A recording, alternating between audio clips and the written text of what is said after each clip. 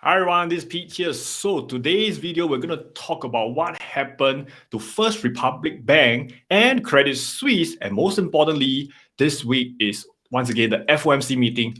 Will the Federal Reserve raise rate once again? Let's dive straight into it. So guys, what happened over the last weekend? Now let's go through them one by one. Now, first and foremost, First Republic Bank was given a lifeline, right? So basically, the 11 major banks in the US, including the top few like JP Morgan, Wells Fargo, Bank of America, they all came in like a team of Avengers to save First Republic Bank by giving it a $30 billion worth of uninsured deposit. Okay, although it says uninsured, but I'm pretty sure they put in because the government told them that it will be insured. Okay, so it's a $30 billion loan to basically fend off any further withdrawals from First Republic Bank, basically to keep it afloat to prevent a bank run. Now, I think these banks are not just doing this out of goodwill because the First Republic Bank is a competitor to them. So why are they doing this? Because while they are competitors, these banks are also interrelated. So a lot of times, if this bank goes down, right, they're going to have collateral damage on the other banks. And we see that happening in the Europe as well, right? So for Credit Suisse, which has been Debit Suisse for the longest time, they finally got saved by UBS, their biggest rival, right? In fact, they had their HQ in the Switzerland headquarters, right, facing at each other. That's how bad the rivalry is. And how big is this bailout? Basically, UBS will buy over Credit Suisse at $3.25 billion. And on top of that, the Swiss government is going to loan them close to 54 billion US dollars to tide all this through. So once again, why is UBS saving Credit Suisse?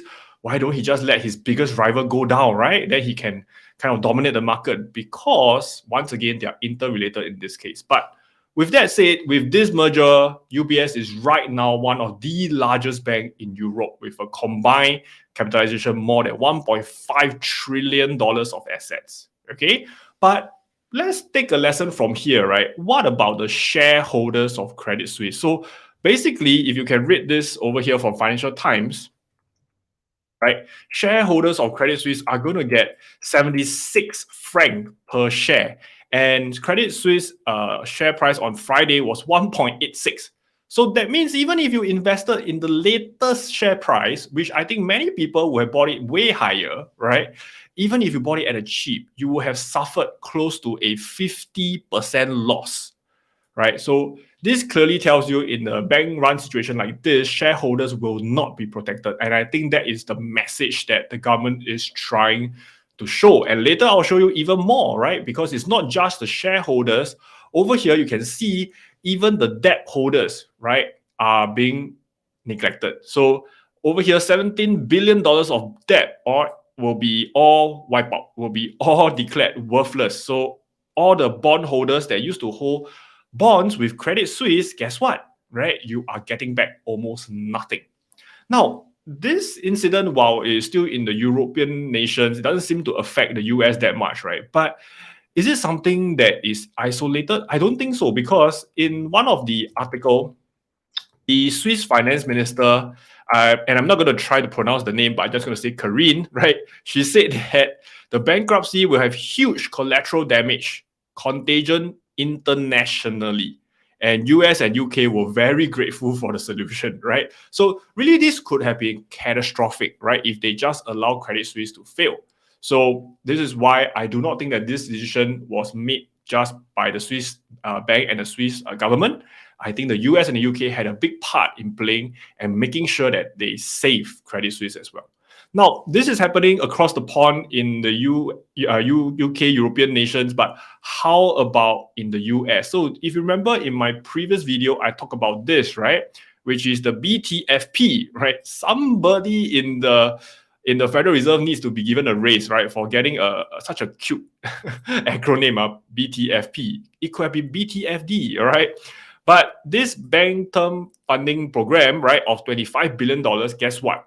As of Friday, already $11.9 billion has been loaned out. That means the banks are actually using this facility to make sure that they are solvent and liquid, right? And why are they doing this? Why is the Federal Reserve dishing out all these rescue packages? Because even the FDIC, they're supposed to insure 250,000 and below each account, technically only covers, right, 2% of all the insured deposits. So if the banks are allowed to fail, this contagion effect is going to be really great. So overlook here, designated reserve ratio, right, or the DRR, is only at 2%, right? The funds they have to protect all the deposit is only at 2%. And this is no wonder that both UK, US, and even the Europeans are doing all they can to prevent the banks from failing, right? First Republic Bank, Credit Suisse as well. And on top of that, over the weekend, what we saw is that the Federal Reserve balance sheet is also once more, right, expanded by close to $300 billion back to $8.63 trillion. Now, how big is this? This is almost wiping out, right, the last 4 to 6 months of QT, right, quantitative tightening, where they say that we're going to, like, not add things to our balance sheet. We're going to remove all these assets of our balance sheet, right, reselling away all these bonds, right? Now they are buying back all these bonds once again, right? So is this quantitative easing? I feel that technically it's not, but in a way, is it sending liquidity into the market? I think it does, right? So US is already back into somewhat like a QE regime.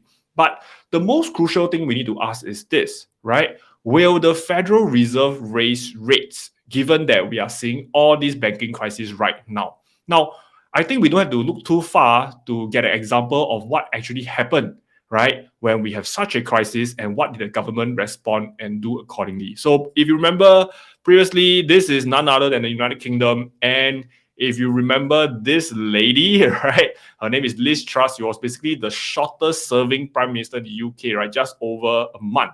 So what exactly happened during Liz Truss period, right, is that the institution funds were basically forced to sell their long-dated bonds at a loss. Sounds familiar, right? Sounds very similar to Silicon Valley Bank, isn't it? Okay. And why do they do that? Because they had to raise funds to cover all these margin calls, right, that were caused by the Liz Truss government. So very, very, very familiar to what was happening at Silicon Valley Bank and right now. Now, what happened during that period is that, okay, the borrowing rates, right, the bond yield basically shot up. Now, when bond yield shot up, it means what? The bond prices gone down, right? Until the Bank of England came in and said, we're going to buy all your bonds, just like what the Federal Reserve is doing right now, okay, to bring everything back under control. So the question is this: did the UK government reduce their rates after the crisis in order to calm the markets? What do you think? Type in the comments below, right? Pause the video here, right? Give it a think. And what would you say? Did it go up or go down? And the answer is this: they did not drop their rates. In fact, right, while this was happening, they further increased their rate in November, and in December they did it again, and right now in February they did it once more.